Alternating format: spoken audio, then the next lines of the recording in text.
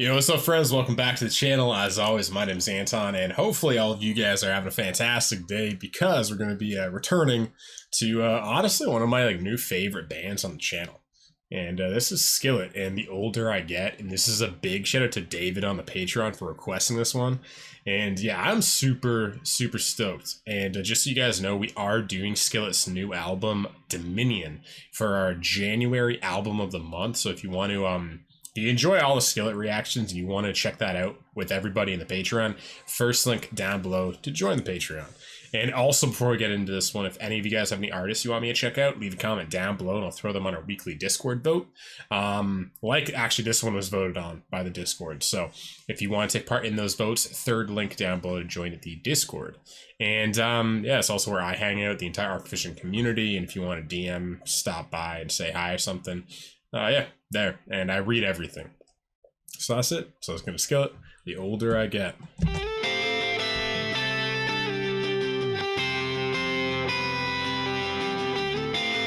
Oh, this has such a 2000s rock vibe, emotional.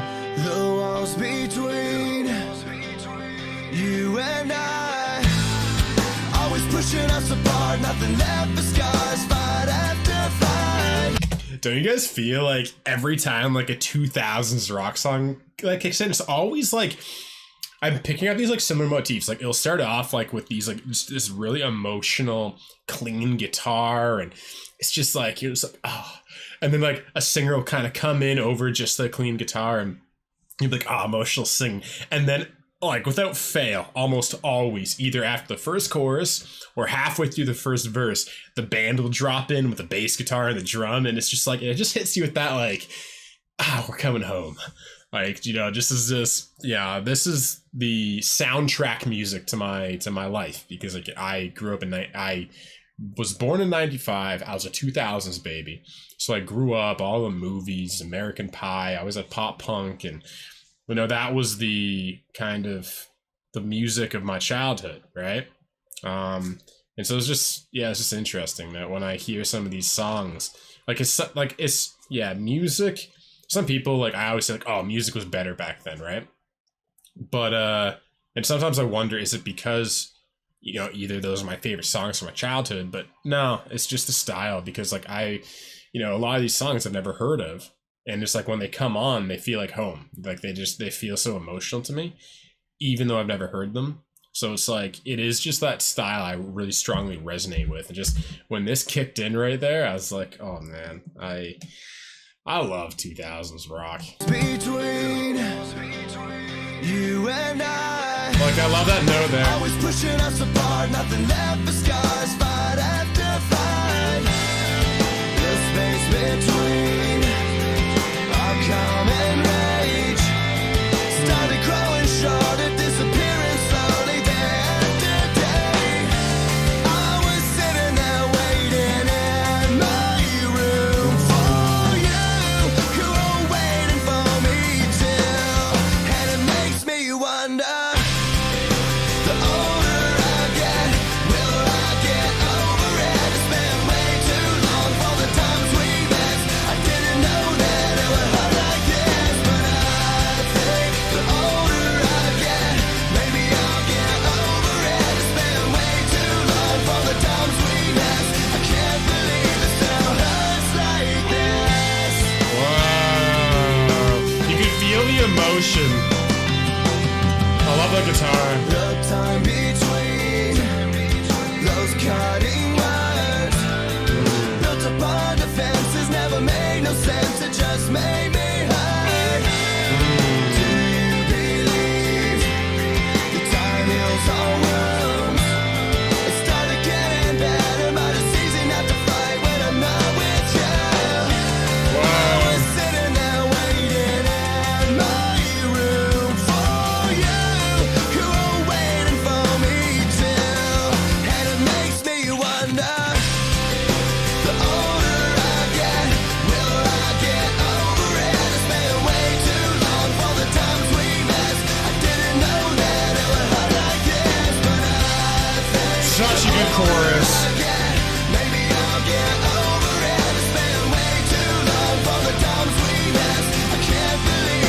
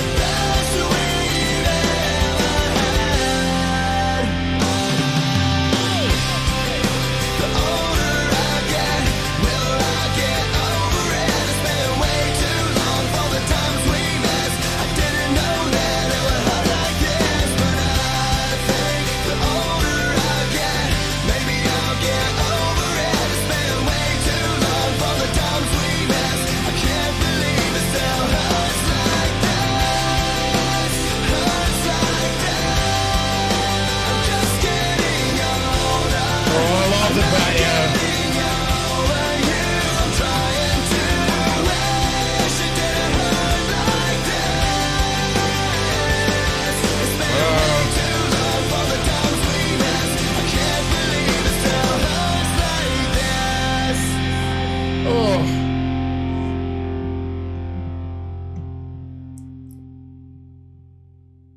Wow. That was literally like a perfect rock song. Like, I think, I'm like, sometimes I think, I'm like, what is my favorite music? Like, what's my favorite music? When I think rock songs like that, I think legitimately, like, out of like every genre, because I love a lot of music. You know, I have 2 channels and they're wildly different. I have one channel that's like screaming metal and hard rock and grunge and stuff, and then I have another channel that's like pop and indie and EDM and classic rock, and it's like I love all of it. Like I just love music. Like I just love anything with a heartbeat, anything that's real, anything that has emotion, right? And like I love all of it, legitimately. Like I love everything. You know, obviously I don't love every song I listen to, but I love every genre. I love aspects of every genre. And I'm like, yeah, what do I love the most? What do I like? And because I'm a very emotional person, whatever I love the most will be something that's deeply emotional. So it's probably like really incredible pop songs, because I do love pop music, like really well done stuff. You know what I mean? Like, yeah, like just some really well. I'm trying to think of like, you know, I love some Adele, I love some Kelly Clarkson, I love some Roxette, I love some. Who's like my favorite? Probably like Savage Garden. I think they're like my favorite probably out of like pop. Or like 90s pop. I love 90s pop. Even like Matchbox 20, but they're kind of like this. They're difficult to know what channel to put on. But yeah, it's like when I really think of like my favorite thing I resonate most deeply with, it's probably stuff like this. Because like rock music in the 2000s, like it had so much heart and so much emotion, and like the melodies, man, like the melodies in this song were like perfect. The verse melodies flowed so well, like hit you so much in the feels. The chorus just slammed you right in your heart.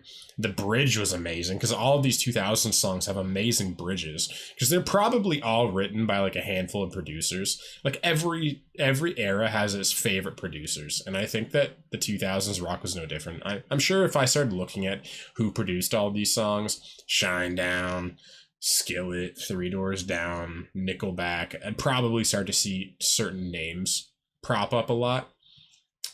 Or maybe I would. Maybe it's just like, but it was just such a unified sound. It was, and the cool thing about this song is it had like a kind of a mix between like pop punk and rock. It was like at times I felt like the chords and stuff felt like very much like a pop punk song, but with John's voice and the way, like the tone of everything felt like a rock song.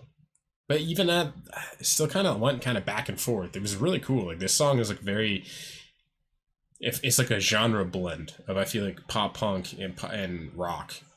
It's just absolutely beautiful. And I felt it, like John's emotion just really came out. I've never connected with him like I have in this song. This is like the deepest I've connected with him. Because, you know, obviously I've had some really intense trauma and stuff with my father. And so hearing this, I think this is about him and his dad. Brian Howes. So who else did Brian? Oh, okay. So you get Simple Plan, you get Hinder, who I know were big back in the day. Boys Like Girls, I recognize that name. He probably did. So he like, because I think Hinder was rock, Simple Plan was like pop punk. Headley, oh my god, I haven't heard that name in a while. That was like, I think, pop rock. Boys Like Girls, I think they were pop punk if I remember correctly. Nickelback, there you go, rock. Daughtry, okay, so yeah, so it's a lot of these like massive bands. One OK Rock, 1:00. So all of these amazing big massive bands from the 2000s. Because I hadn't listened to a lot of those bands, but I know that those names. Yeah. But yeah, so let's see what the song's about. Skillet's lead singer and primary songwriter John Cooper explained the meaning of the song to theskilletsizzle.com. The song is about my relationship with my dad and feeling that I was kind of betrayed by him and all these bad feelings going on. I feel the same. I felt very betrayed by my father when I was growing up. Like yeah, we'll get into that later.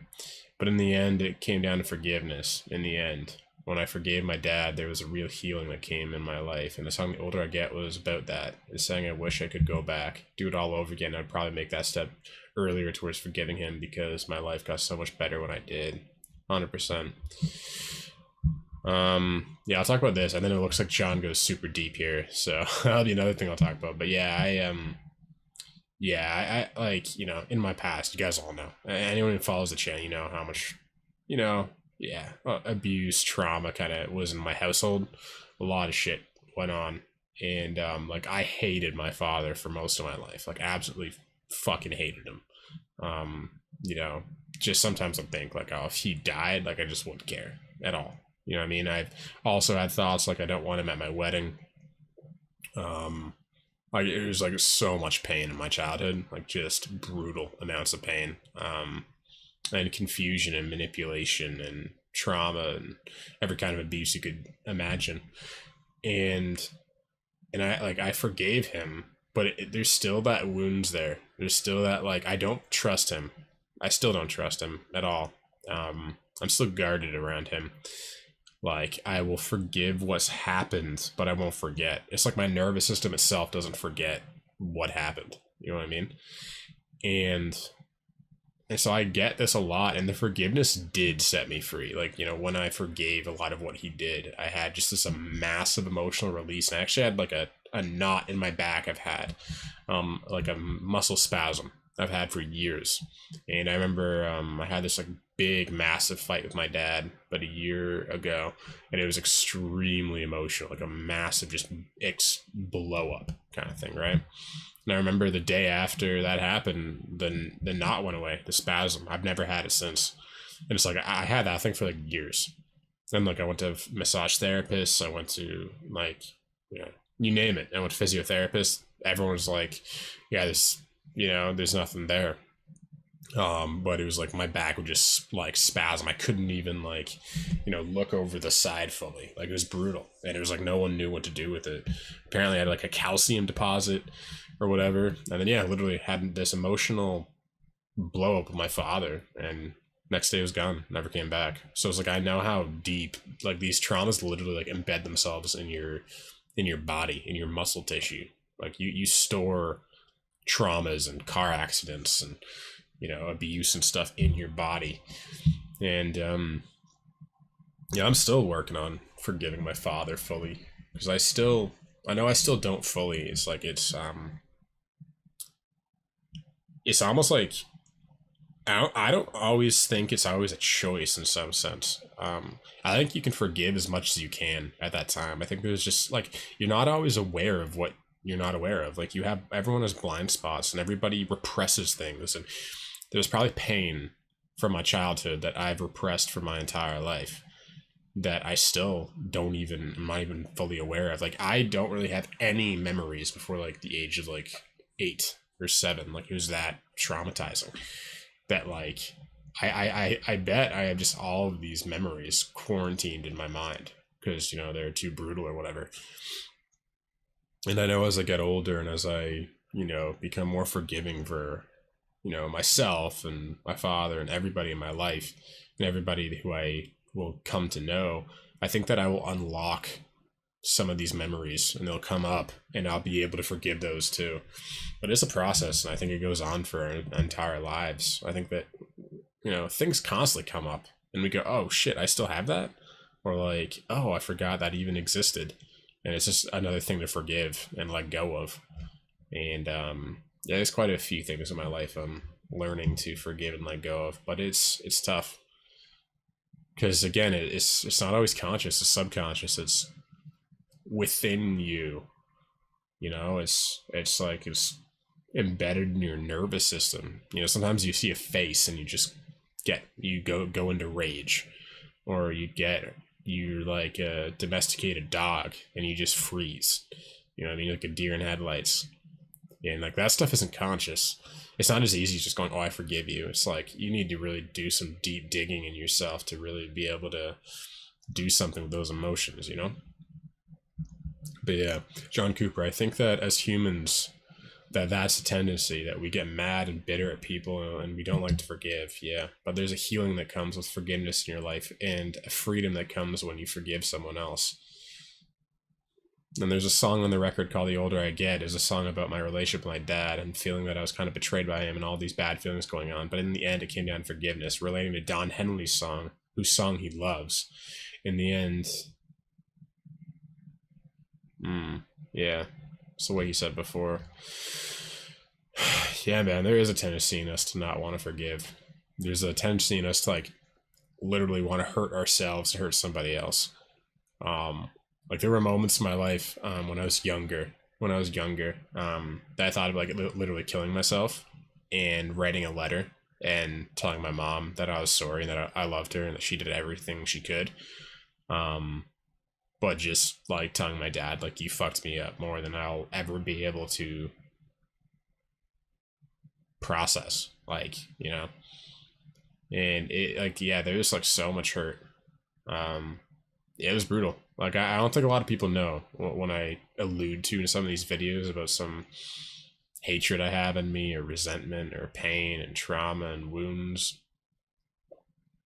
Yeah, it goes really deep. Sometimes, like, sometimes I just think, I'm like, it's like, a lot of the time I think I'm good, and, you know, I'm like, yeah, I've done a lot of work. But sometimes I'm just like, yeah, like, when I feel something really deeply that really still hurts, sometimes I can literally be like, yeah, I think I'm, like, broken beyond repair. I just think there's something, like, missing in me. Like, there's just a void that can't be filled. Like, something just snapped and broke when I was a kid, and I don't know if I'll ever be okay. You know, that was one of my, like, deepest questions when I was younger, is like, will I ever be happy? And I'm a lot happier. In some ways, I would say I'm happy. But I still, like, in those kind of moments, you know, that moments that we all get in, you know, maybe late at night or something, when there's something to distract us from ourselves, that's when the darkest thoughts and the most apathetic thoughts kind of coil up. Or sometimes early in the morning, like the first thing before the momentum of the day starts, before the rhythm of the day. It's like, sometimes it'll just be like this, like, apathy wash over me. And it's usually when I'm in really stressful situations. But, you know, that's the good thing about good friendship and people that love us, and yeah, and even, you know, when we love ourselves, like, yeah, sometimes when you're having that, like, just apathetic moments, you just need to, like, almost hug yourself and just be like, I love you. Because, you know, sometimes not even sometimes, in that moment, you feel like no one can love you. Like, no one knows you fully, and no one can ever love you fully. But, yeah, sometimes you just gotta be there for yourself, and, yeah, let the tears out, man. Because, I think we hold on to a lot of tears. I think we hold on to a lot of pain. And we don't know how much, like, we hold on to, and how much we gaslight ourselves emotionally, and how much we tell ourselves, oh, just get over it. Or, like, we pretend to forgive, but we don't really fully. We just want to forget about it. We just want to forget.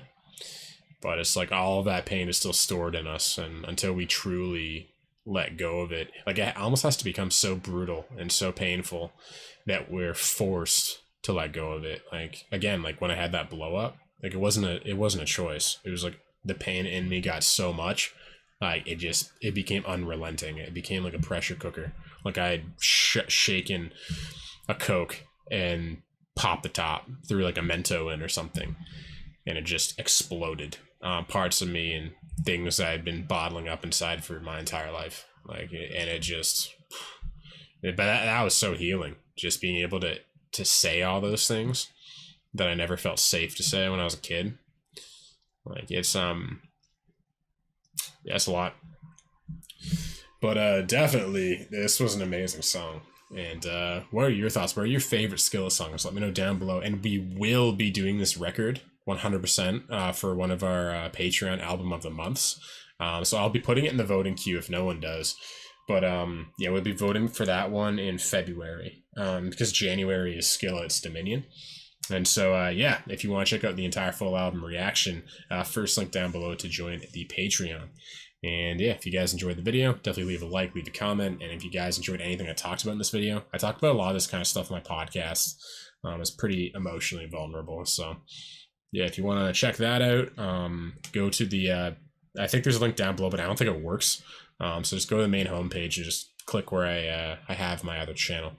And that's it. So I'll see all of you guys again tomorrow. I love you.